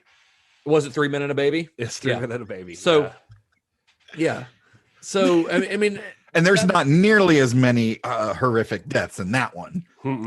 No. Directed by Spock. Spock. Yes. Leonard Nimoy. Well, and the thing is, what Justin's talking about is like, I mean, it's 1987 was just ridiculous. As far ridiculous. as, so I've been looking at the top 10 is how I knew that. I just happened to type Beverly it in. Hills Cop, Fatal Yeah. Attraction, Good Morning Vietnam, Moonstruck, Good Morning Vietnam, The Untouchables. Yeah. Lethal Weapon, The Witches of Eastwick. It's like a lot of stuff, but also like Full Metal Jacket, The Lost Boys, Predator, Wall Prince of Street, Darkness. Moonstruck. Yeah, The Running Man with Schwarzenegger was in there. It's crazy what movies came out. It's like literally a shit ton of movies that you still know what they are today. Yeah, Raising Arizona, Evil Dead 2.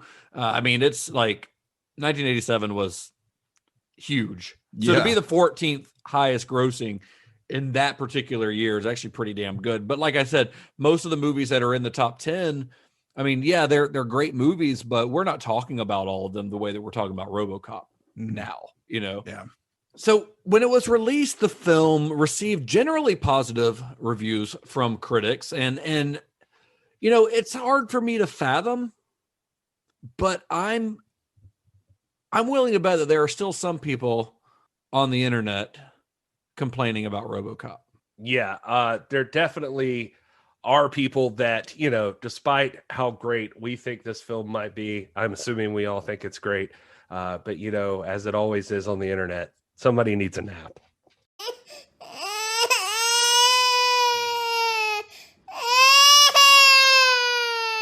So I'm deciding the way to start this off. So I'll start it off easy because we do live in a culture that right now, apparently a lot of reviews I picked up were like over the past like couple of years.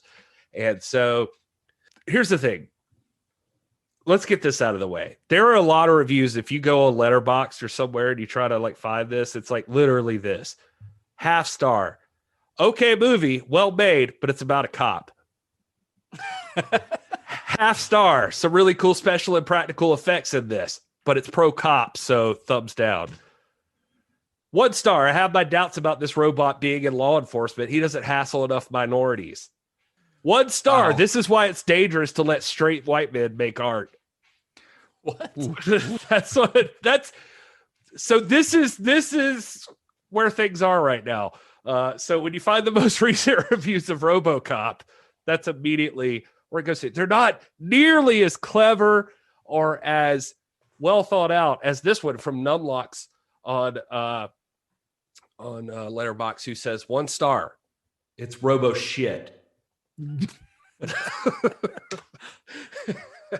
All right. So anyway, let's get into the other ones here. Here's Told Skoda on IMDb saying totally unrealistic. This is what I call an unrealistic film. And I hate unrealistic films. Behavior of people is unrealistic. It's not bad because of the story, which I like and I think is possible. If you're a kid, then this film is probably good because you don't notice the lack of realism yet. Filmmakers think because science fiction is not real, then they can also make all of their stuff in film non-realistic. This is problem with bad science fiction films. Good science fiction films are realistic, like Alien and James Cameron films. Realism is Alien. For example, this, when man with beard goes with flame gun to chase alien. Then when he says, I don't think this is a good idea, I want you to get out of here. This is really how human psychology works. You can't know how you will feel in a certain situation until you are there. 1 out of 10. That is the dumbest review you have ever read in the history of this segment.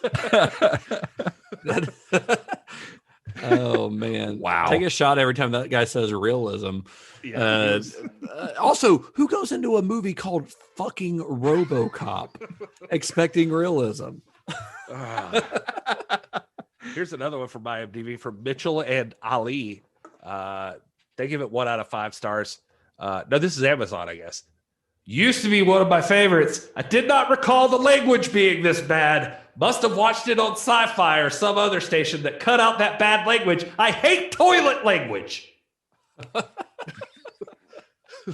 So, there's that one. This one is literally called, this is from Amazon. It's from a person named a 12-year-old viewer. When I first saw this movie back in 1994, so clearly That name's very weird. The math doesn't work. When I first saw this movie back in 1994, I did not seem to care about violent content in movies. But that was 6 or 7 years ago, and I haven't seen a movie since. Oh, haven't seen the movie since. Okay. I was like, wait, what? This review is about to be awesome. I haven't seen the movie since.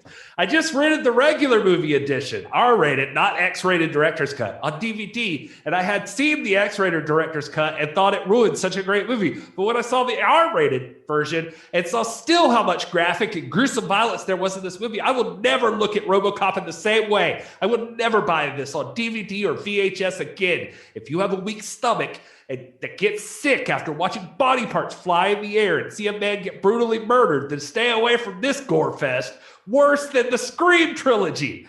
If you want to see RoboCop, just rent the third movie, which is PG-13. It has less violence. Take my word for it. I love one thing that keeps coming up in these reviews are people comparing the film they're reviewing to some totally random other movie that worse than the Scream trilogy. Like that's your point of reference. That's it. Anyway, here's Julie on Letterboxd. She says 1 star. Too violent. I didn't like the part with his hand, and it was very sad. Also, I don't like it. It's too sad. I would not recommend it. Sad twice. Well, it's very sad, Justin. Okay, yeah. Especially the part with the hand. Yeah. How about I got a couple more. The Lemon on Amazon says his subject is, it's a rare film I hate, but I hate this one. It takes a lot for me to feel this actively negative about a film. When I don't like a movie, it's more like, meh, what a waste of time. RoboCop is not meh. By the way, the other day on Twitter, I had a tweet that was literally, if you put the word meh in anything, take time to consider if you're a douchebag. Because I hate that. But anyway, I get the whole what does it mean to be human meme, but for sheer gratuitous, vicious splatter and overkill, this one takes the cake. The scene where Murphy is blasted to quivering, bleeding, shrieking shreds and increments has to be the single most disgusting, horrifying scene ever. I like action films, and I'm not that averse to plenty of shoot 'em up, like the Die Hard franchise, for instance. But I found the violent wrenching of Murphy's personhood away from him, first by guns, then by technocrats revolting. I wish I could unsee the scene. His "who am I" bewilderment is inexpressibly sad. So, yeah. Yeah, it's sad. And then finally, here is Shane Wallach on Letterboxd, who gives it a half star. Why do people call this film a masterpiece? More like masterpiece of shit. The end shot where Dick Jones falls out of the window looks so fake. It ruins the entire movie. Also, Ed 209 looks terrible. Obvious stop motion is obvious. They should have used CGI. Does Paul Verhoeven not know what a computer is? What a shitty director. This movie sucks. People who like this film are just nostalgic dumb shits who just like seeing shit blow up. I would not buy this film for $1. That person's a fucking moron. One thing I didn't cover in They any of should those- have used CGI in 1987. Yes. Yeah, they should have got on it. Also, I don't know if this is like a new hipster way of critiquing things or reviewing things, but I saw multiple reviews doing the Letterboxd has it has 5 stars on it. Amazon or IMDb has 10, I think. Yeah. But people will take Letterboxd. I don't know if you guys have seen this. So they'll take Letterboxd, and then on the bottom they'll write blank out of 100. So Yeah, I've seen that. What the fuck? Why is that a thing? I can't 100. stand people. I get depressed reading some reviews, like some of these reviews, and like just people being critical. Sometimes I'm just like, shut the fuck up. Yeah. Like it just Well, a lot of those that you were reading were sound like a bunch of fucking prudes, honestly. Like they're complaining about the violence and the language, and they probably wouldn't like our show very much, so they're probably not listening. But and then complaining about the special effects for a movie that was made 35 years ago, like that's just idiotic. Like, have you you been commenting on the Cinema Shock? political side? Why aren't of they it? using holograms? Damn it! Well, even commenting on the political side of it without being too political. I mean, just even the people that are complaining about it being about a cop, it's just like, well, what the fuck do you think this movie is, dude? it says called RoboCop. It's called RoboCop. It's about a robot cop. I mean, just Jesus, people. Yeah. It's so dumb.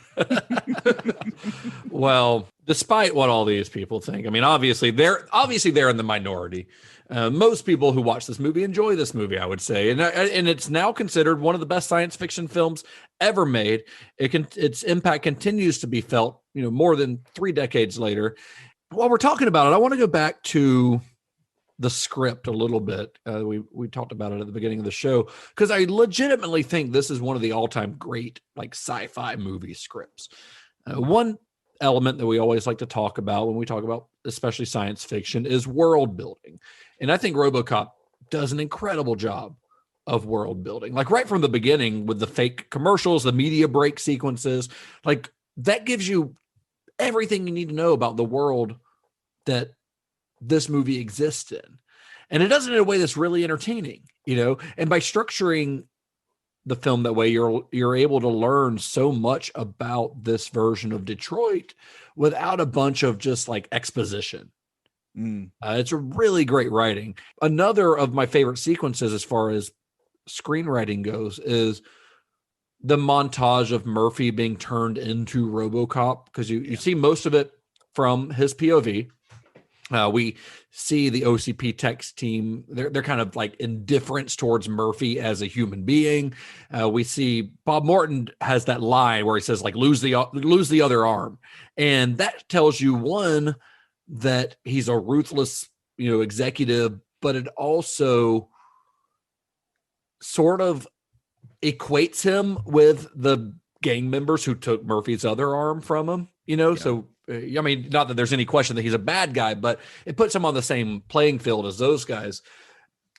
I mean, RoboCop, like if you just like were to read a description of the story, it could read like just another standard revenge action movie and be entertaining, but its clever storytelling choices, I think, turn it into something more that's part of its lasting appeal. I mean, a lot of these things you're going to see like in more Verhoeven stuff later, and it's really cool to see him like play up this stuff. Even with Miguel Ferrer, like he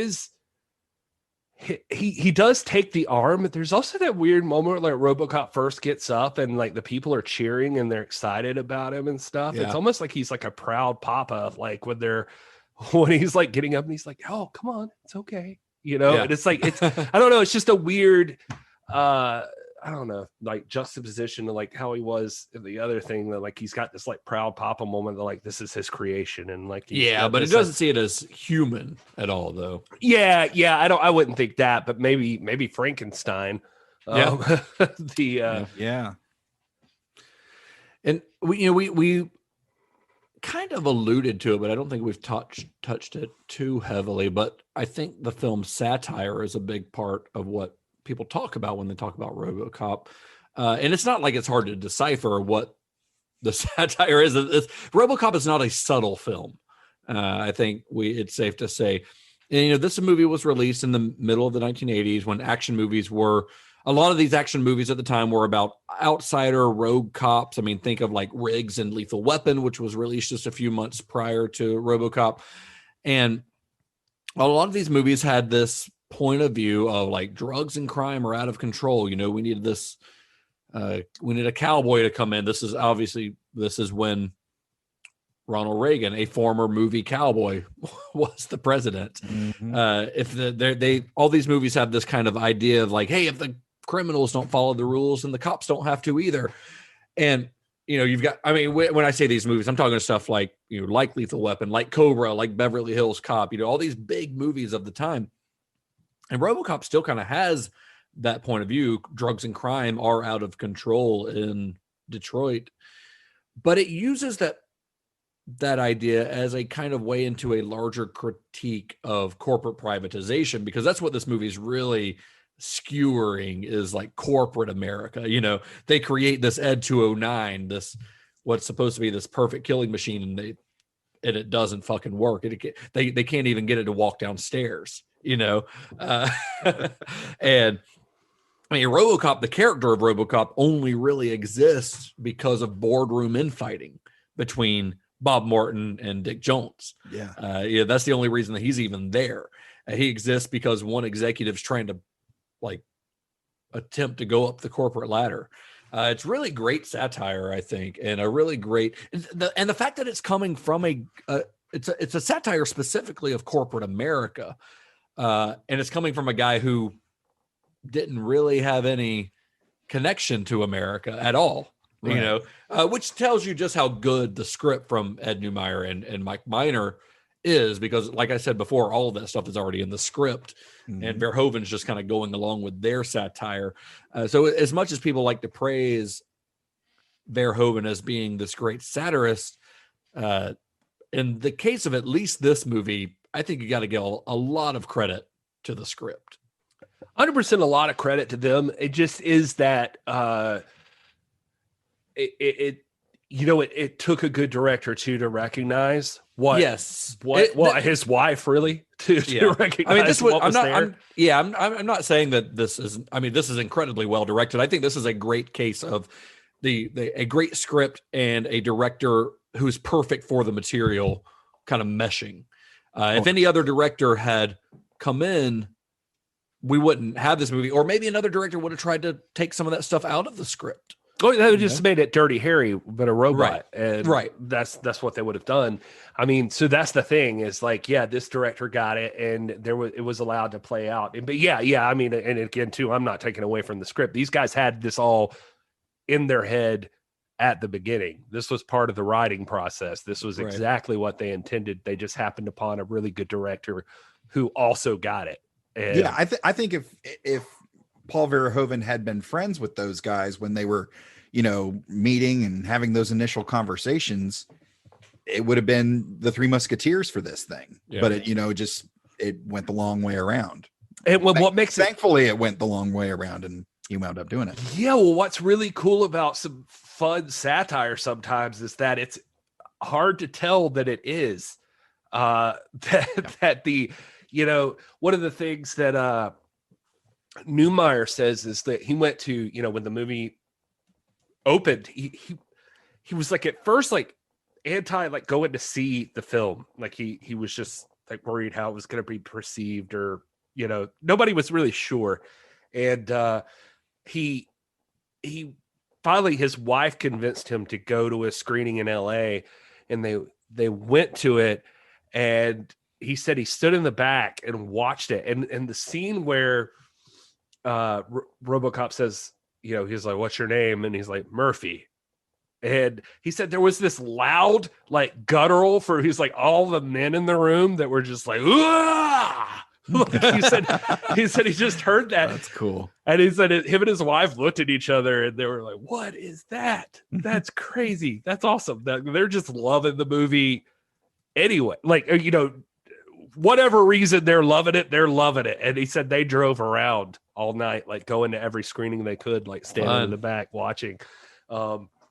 Just seeing people react to it, because the movie works so well. What makes it so perfect is that it is all of this satire that even today we can pick apart right now and talk about what they were going for, and 100% easy to tell, like looking back, what they were going for, and it's all right there in front of your face. But it also works as just a fun, badass action movie, and it's just it's just cool as shit. Yeah. And, you know, Verhoeven, when he signed on for this, he had a lot to prove. Flesh and Blood, you know, as we discussed last episode, that was his first foray into semi-Hollywood filmmaking, but RoboCop was his all or nothing bid to becoming a true director of Hollywood blockbusters. And man, I mean, he nailed it. Like, he nailed it right out of the gate. I say right out of the gate, he'd been making movies for almost 20 years by this time, but as far as like this type of filmmaking, this was it. This is the first one. he managed to make a movie that does fulfill all of the requirements of like a summer action movie, but he still also was able to make the kind of envelope pushing movie that he had become known for in the Netherlands. And I mean, we're going to talk about a lot of Verhoeven movies over the next few weeks during this series. And I love most of them for various reasons, but I think RoboCop might be his best movie. And I might, it's possible I might reevaluate that as we watch the other ones, but I doubt it because it's so good as a mix of action and satire that it's really not even fair to expect him to be able to top it. I mean, if this had just been like Gary said, it is a kick-ass like action movie. But if it had just been a kick-ass action movie about a guy in a cool looking robot suit, we might not still be talking about it the same way that we are today.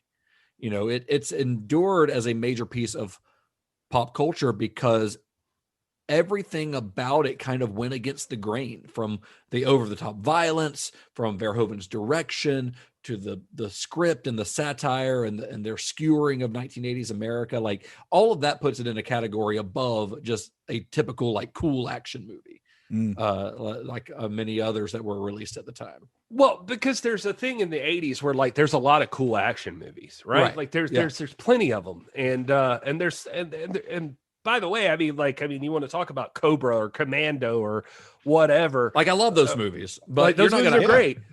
But they're not. You're not going to analyze them, right? You're not going to spend 2 hours on a podcast talking about like all the intricate details that went into the, like the thought that went into each thing and what it represented. Right? Yeah, and we do a Cobra episode. There's going to be a 10-minute discussion of why he cut that pizza in half with scissors. Right? Or nobody's yet. I mean, this still could happen, but nobody's yet made an 11-foot tall, 3,500-pound statue to Cobra. I mean, there's a Rocky statue in Philly, but that's different. That's different. We're not talking about Rocky. We're talking about other badass action movies. You can watch Rocky, but that's not like a badass action movie. Yeah. If you haven't seen that recently, it's really very sad. It's much more sad than RoboCop. Rocky is inspiring, but it's good for him. But it's just anyway. I'm just saying. RoboCop's deeper. It hits on a lot of different levels for a lot of people, I think. Yeah, absolutely. For sure. Peter Weller was, the guy, I mean, God love him. I mean, everything I've seen him in, even in Star Trek Into Darkness, he's one of the bright spots of that movie. He was in many. Well, it's called Into Darkness, Justin. So then also he's in that there's like a season of Dexter. Yeah. Where he's fantastic in that too. So he's a good actor. He's great. But he seems to own this role. And when he was not happy at the time though. At the time he was not. But I did see like an interview with him more recently where he said, yes, this is my contribution to cinema. Like he's like this is it. He's accepted it, and so hopefully he's come to terms with that. Like that's good. I mean, because the thing is like one thing I wanted to say earlier too, when you're talking about Verhoeven, like if this is his best film or if it's going to get better or whatever, even the idea that there's like a discussion to be had about that says something for a filmmaker. I think people don't realize. It's like, not to tie this back into professional wrestling, but I will for a second. Even the wrestlers that their names get known, like I've had this discussion with somebody recently. It's like, do you realize how many people try?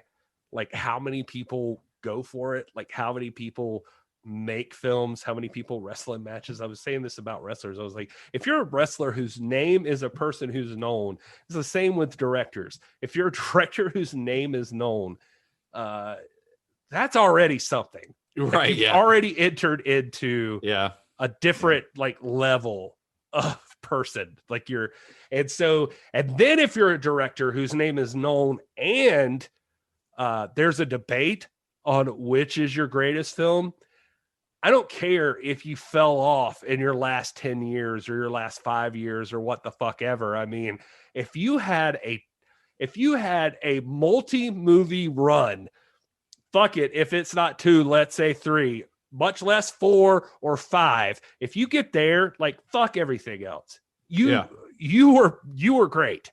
Yeah. You're already in that Hall of Fame level. That's not easy to do. You've established a legacy. Yeah, absolutely. And so Verhoeven, even with RoboCop, if this is his best, if this is his peak, the ones that follow aren't shit. Yeah, except Hollow Man. Well, we'll see. We'll see. I haven't seen Hollow Man since forever ago. But you're probably right. We'll find out in a few weeks when we talk about it for 2 hours on the podcast. So anyway, within 4 months of the film's release, Orion had already greenlit the development of a sequel with the goal of having it rated PG to allow kids to see it, hoping to tie in to the 12-episode animated series released by Marvel Productions in 1988. This sounds weird, except in the 80s, this was like totally normal. Everybody was on coke. There were, because I had RoboCop toys as a child. 100% one of my favorite toys was my RoboCop. Yes, toy. I had Terminator toys, like all these toys that tied into R-rated movies that I shouldn't have been watching, but they existed, and I don't know. So they were like, well, let's just make a movie for kids. Let's do a PG movie. If you've seen RoboCop 2, then you know that is not what ended up happening. But Neumeier and Miner were originally hired to write the film, but they were fired after refusing to work during the 1988 writer's strike and were replaced by comic book writer Frank Miller. RoboCop 2 was released in 1990. Weller reprised his role in the first sequel, which was directed by Irvin Kershner of The Empire Strikes Back. RoboCop 3 followed in 1994 with Monster Squad director Fred Decker at the helm and with Robert John Burke replacing Weller in the lead role. That ties back into Shane Black, by the way, for all of you who are following along Fred with the Decker. whole series. Fred Decker. Yeah, we should make like a and Star Trek. He was big on Star Trek. Well, yeah, he especially Enterprise season 1, right? Yeah, he was like an associate producer. We should do like a family tree of all these movies at some point. Yeah, we should. That would be pretty incredible. Yeah, that would be pretty cool. So there was also a live action TV series that came out the same year as part 3, but it was canceled after 22 episodes because it sucks. In 1998, a second animated series called RoboCop Alpha Commando was released. In 2001, a live action miniseries called RoboCop Prime Directives was released. That one was set 10 years after the first film and ignored the other sequels. And then there was a reboot starring Joel Kinnaman that was released in theaters in 2014. There's also reportedly a new RoboCop film in development called RoboCop Returns with a script by Neumeier and Miner. And as is the trend with a lot of rebootquels these days, it will ignore all previous franchise entries and serve as a direct sequel to the original film. And now that's a lot of stuff, and none of that even takes into account the hundreds of toys and comic books and video games and everything else that has featured the RoboCop character. Like RoboCop has become a major piece of pop culture. Let's not even forget his iconic team up with the wrestler Sting. Can you believe we're doing this whole show and I didn't even think about that? That motherfucker. He showed up at the Great American Bash, I think. No, Capital Carnage is what it was. Because it was in DC. Yep, yeah, you're right. It was called Capital Carnage. Saved him from the Four Horsemen. Capital Combat 1990. That's what it was. I just looked it up. Did you just come, Gary? Oh, he did. They locked Sting in a cage, and RoboCop came out, and he just like bent the bars open and let Sting out. Nice. And it was crazy. RoboCop right there. That's how you know he's real. He's real. Yeah, he's not just a character. He has become to life. What kills me right now is all the people that like look at anything on WWE and they're like, "That's fake as shit." It's like, really? Yeah, really. Go back to 1990 when RoboCop showed up and saved Sting. But I mean, that just shows you just how iconic the character was. You know, I mean, that was around the time of RoboCop 3 when the WCW appearance happened. But this was his first foray into American filmmaking, and Paul Verhoeven managed to create one of the most iconic movie characters of all time.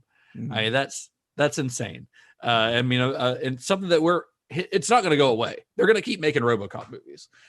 We haven't had one in 7 years now, but like I said, there's another one that they're working on, and it'll, as long as somebody owns the rights to RoboCop, they will continue to make RoboCop stuff.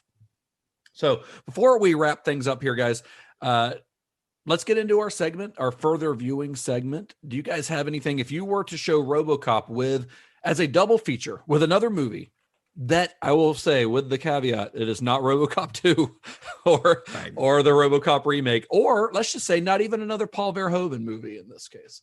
If you were to do another movie with RoboCop, double feature, what do you got?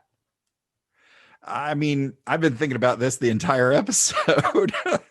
I mean, of course, like you just said, the obvious answer is probably either the remake or, one of the sequels. But with the caveats that you mentioned, I think I got to go the comic book route. And if we're talking about, I think it would be, my double feature would be around the discussion of either the religious stuff, and I would go with Dick Donner's Superman. Okay. And all Jesus the stuff. Yeah, all the Jesus stuff in both of those movies, or sort of a discussion of the man versus the machine, and probably something like Iron Man, where we're looking at a shift in perspective, because Alex Murphy starts as very this family man who's there to do the job and do the job well, but it's after he, going through this trauma that he refocuses and realigns his directives, for lack of a better word, and takes on a different role in sort of the same capacity, but approaches it differently, even though he's a robot. Yeah. But that's probably, I would go with one of those two probably. All right. Well, I'm going to say, I referenced one already. I would say, although I gave it shit, for the dumb action side of it, let's go Cobra. Like, you can watch Cobra. Like, he's essentially RoboCop and Sylvester Stallone with no armor. I always remember the line from Cobra where the guy's like, I'll blow this whole fucking place up. And he's like, I'll leave his shop here. But speaking of Sylvester Stallone, but not speaking of Sylvester Stallone, if you want a really good, like, fantastic movie that's a similar premise, Dredd, but the 2012 Dredd. Yeah, that was going to be my pick, would be Dredd, because that movie is outstanding, honestly. Yeah, it's really great. I mean, Dredd, the character, is not a cyborg of any kind, but it is set in a kind of dystopian future where crime is run rampant, and Dredd, like RoboCop, kind of serves as judge, jury, and executioner. I mean, that's the world definition building of is there. Like, it's and that movie is great. And just like Peter Weller, Carl Urban has a great chin. Oh yeah, that dude. Yes, he does. Carl Urban has, and another Star Trek. He's also in Star Trek. We know who he is, Todd.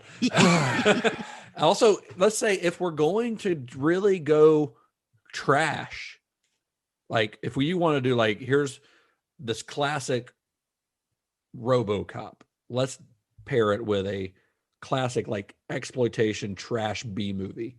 Okay. From I want to say 1989, directed by Albert Pyun, Cyborg, starring Jean-Claude Van Damme. Nice. It is hot garbage in the best way possible. It is set in Atlanta and Charleston, if I remember correctly. You guys been forever since I've seen that. But it's about Jean-Claude Van Damme getting, like, these surgical augmented cyborg upgrades, basically. I gotta be honest with you. I never replied to your text message to us both about, like, a series we like to do, but Van Damme would definitely be in that list. Like, it'd be fun to do some Van Damme. Oh, he did some fun. He did some terrible stuff and some great stuff that's also terrible. I'm gonna throw in still I don't know why. I guess I'm just still sticking with the Sylvester Stallone theme, but if I'm gonna do it, like, Demolition Man. God damn it. You did it. Yeah, that's the one. I was going to say Demolition Man, like the cop. Oh, yeah. It's like, it's perfect for that, but it's like a different type of futuristic vision, but it's a lot to talk about. Definitely. So For Verhoeven's next film, he would stay firmly within the sci-fi genre with a movie that had been in development for over a decade at this point. When he saw the director's success with RoboCop, both artistically and commercially, Arnold Schwarzenegger actually personally recruited Paul Verhoeven for a project that he had recently signed on to. And that film, of course, is the subject of our next episode, which you guys know and probably love, Total Recall. Woo! Yeah. Todd's excited. Colin Farrell. I'm very. So we'll be talking about Total Recall next week here, or I'm sorry, on the next episode. I still haven't got used to that yet. But on the next episode of the show, we'll be talking about Total Recall. I'm excited about it because I just bought the 4K Blu-ray and I'm pretty stoked to watch it. So did I haven't seen it in a while, so yeah, that's going to be good stuff. And I was just bullshitting. I've never seen the Colin Farrell version. What?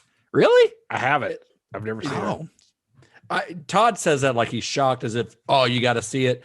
You don't. It's fun. It's a lot of fun. If you like the first one, if you like the Schwarzenegger one, check out the new one. It's a lot of it's okay. Colin Farrell aside, you got Bryan Cranston. Colin Farrell.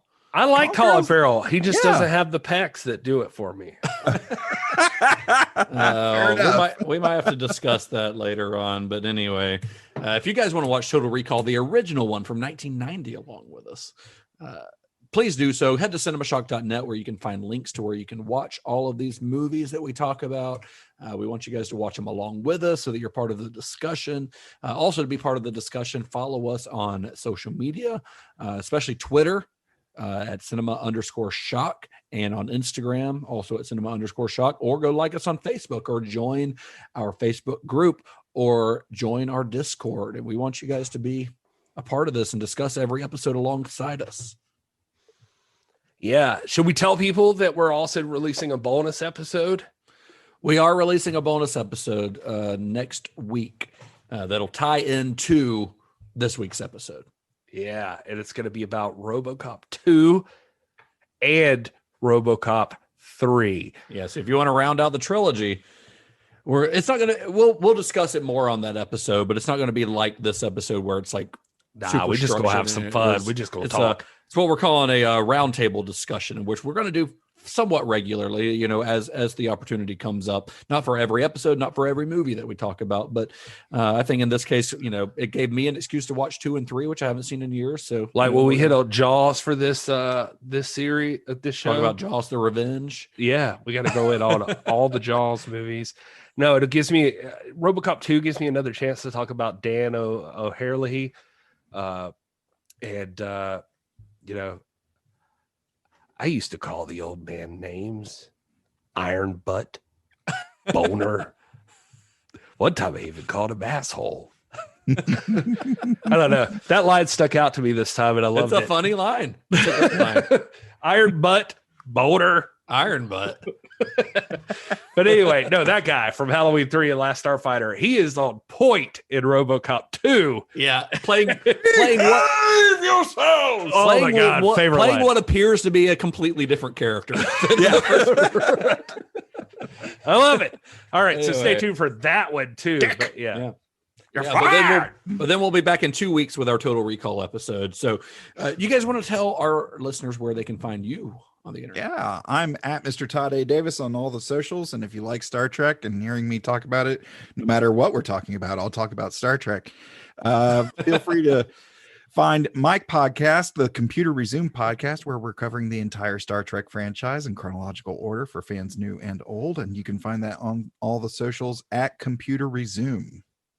And if you don't get enough of me, I am on so many episodes of Computer Resume. That's true. I'm on 2, I think. Oh, yeah. I am at this multiple appearances by both Justin and Gary. Yeah, I am at this as Gary Horn, and I don't really mind Computer Resume. I enjoy Star Trek, so it's fun. That's probably the nicest thing anybody's said about the show. You know what? I don't really mind it. Well, I felt like I sounded like I was being like, he's got no friends, so I keep coming back. And it's kind of like, all right, Todd, fuck off. But no, I like Star Trek, so I'm happy to talk about Star Trek at any time. And Enterprise is slowly growing on me. Even the stupid theme song that I sing out loud randomly walking through the house that I hate myself for. And I also do a wrestling show. This is Pro Wrestling. It's at TIPW show, but more often than not, well, I'll just tell you to follow at NWA because that's that's and at This Is Gary Horn. At This Is Gary Horn. Yeah. So, all right. I'm at Justin_Bishop. And once again, follow the show at cinema_shock or head to cinemashock.net. You can buy our merch. We have new Pride Month t-shirts. I got mine in the mail yesterday. They look great. And all kinds of other stuff. And you can also find links to all of our episodes, show notes, all that kind of stuff. Links where you can buy or stream the movies that we talk about. And until next time, may the wings of liberty never lose a feather. Be excellent to each other. Dead or alive, Johnny has the keys. Wow, that's stupid. Oh, come on. We also talking about Jack Odinson. Yeah. Yeah. He bought a shirt and he wanted us to figure out what catchphrase he chose. I told him I didn't care as long as it wasn't Johnny has the keys. I think he chose "May the wings of liberty never lose a feather." That's what I'm going to roll with. Did he post about it? I didn't see he it. messaged us. He sent us a message and he said he bought one. Guess which catchphrase he chose? Yeah. He said all will be revealed once he gets them. We'll share it on the Cinema Shock at cinema_shock. You can check it out. We'll share it there, but we'll see what Odinson has done. I feel good about my chances, guys. I know. But anyway, let's get out of here. People are doing it out of spite.